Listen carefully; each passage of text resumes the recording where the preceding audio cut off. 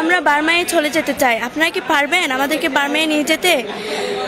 আর আমরা এখানে যাই পড়াশোনা করি না কেন, তাও আমাদের বার্মার পড়াশোনার মতো হবে না। আর আমাদের এখানে থাকতে ভালো লাগছে না। আমাদের বার্মার বাড়িগুলো হচ্ছে অনেক বড় বড় ফ্ল্যাট আছে এখানে তো আমরা তেল ফাড়ে ছানি। কতদিন থাকবো আমরা এখানে? এটা তো আমাদের বাড়ি না, আমাদের বাড়িটা হলো মায়ানমার। আমরা মায়ানমারে যেতে চাই। সামিরার মতো এরকম অসংখ্য কিশোর কিশোরের চোখে ভাসছে নিজ ভূমি থেকে করুণ বিতাড়নের এমন অনেক গল্প।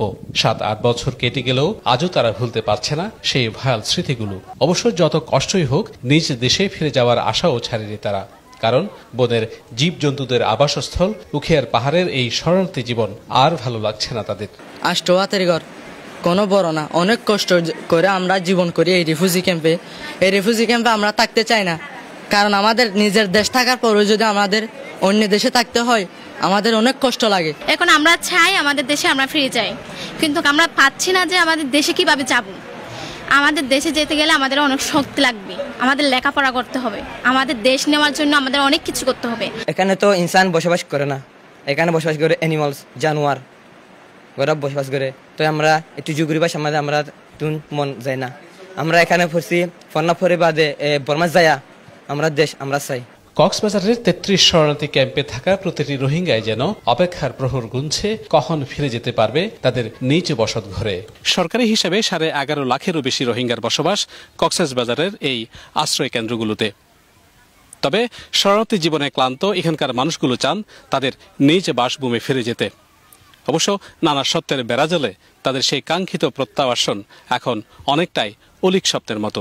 শরণার্থী শিবিরগুলোতে দিনকে দিন সুযোগ সুবিধা কমছে, ফলে কোনো মতে খেয়ে পড়ে বাঁচাটাও এখন দুরূহ হয়ে পড়ছে রোহিঙ্গা শরণার্থীদের। তাই তো এই অনিশ্চিত জীবন ছেড়ে যে কোনো উপায়ে মিয়ানমার ফেরত যেতে মরিয়া এখানকার তরুণ যুবারা। আমাদের লাইফ এরকম হওয়ার কথা ছিল না, আমাদের লাইফ হওয়া ছিল অন্যরকম, যেটা আমাদের কপালের হয়তোবা এটাই লেখা ছিল। অবশ্যই আমরা আমাদের দেশে ফিরে যেতে চাই। এটা হচ্ছে একটা রিফিউজি লাভ করে অনেক ডিফিকাল্ট। আমরা হায়ার এডুকেশনের জন্য আমরা কোনো ফেসিলিটি পাচ্ছি না। সেই জন্য যাই হোক আমাদের দেশ আমাদের লাগবে। আমরা যেখানে কেন থাকছিলাম আমাদের দাদা আর দাদা আমাদের সব লোক আমাদের রোহিঙ্গা জাতি এই আরকান রাজ্যতে বসবাস করত। 2017 সালের আগে নানা সময়ে বিচ্ছিন্নভাবে অনেক রোহিঙ্গার অনুপ্রবেশ হলেও ওই বছরের আগস্টেই সবচেয়ে বড় মানবঢল আসে পড়েছিল কক্সবাজারে। সরকারি হিসেবেই সেই সংখ্যা 5 লাখেরও বেশি। পরে সেই সংকট কাটাতে নানা উদ্যোগ নেওয়া হলেও 2024 সালে পট পরিবর্তনের পরই ডক্টর ইউনূস সরকার রোহিঙ্গাদের দেশে ফেরাতে নতুন করে স্বপ্ন দেখান। এই বিদ্যুৎ ফেটান্ন সাম্যর যেন আমরা নিজের বাড়ির জায়গায় ঈদ গরিব করেন। অবশ্য প্রধান উপদেষ্টার নানা তৎপরতার পরও রোহিঙ্গা প্রত্যাবাসন ইস্যুটি এখনও কাঙ্ক্ষিত পর্যায়ে পৌঁছায়নি। প্রত্যাবাসন কর্মকর্তারা বলছেন তাদের পক্ষ থেকে সম্ভাব্য সব ধরনের উদ্যোগ নেওয়া হলেও বাস্তবায়নের সাথে অনেক পক্ষের সদিচ্ছা জড়িত। Resettlement has a very slim possibility to solve this problem, because গত 5 বছরে 5000-এর মতো রিসেটেলমেন্ট হয়েছে এবং প্রতিদিনই তো শখানেক বাচ্চা জন্মগ্রহণ করছে। তো সুতরাং এটার কোনো সম্ভাবনা নেই।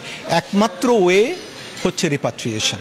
ডিপ্লোমেসি যেটি আমাদের সক্ষমতার মধ্যে আছে সবটুই করা হচ্ছে।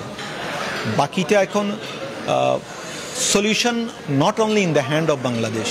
এদিকে প্রত্যাবাসন শূন্যের কোটায় থাকলেও মিয়ানমারের পরিস্থিতি বিবেচনায় আসন্ন শীত মৌসুমে আরও রোহিঙ্গা অনুপ্রবেশের আশঙ্কা করছেন শরণার্থী বিশেষজ্ঞরা। এমনটি ঘটলে এই সংকট পুরো বাংলাদেশের সামগ্রিক পরিস্থিতিতে কত বড় প্রভাব ফেলে তা বলা মুশকিল।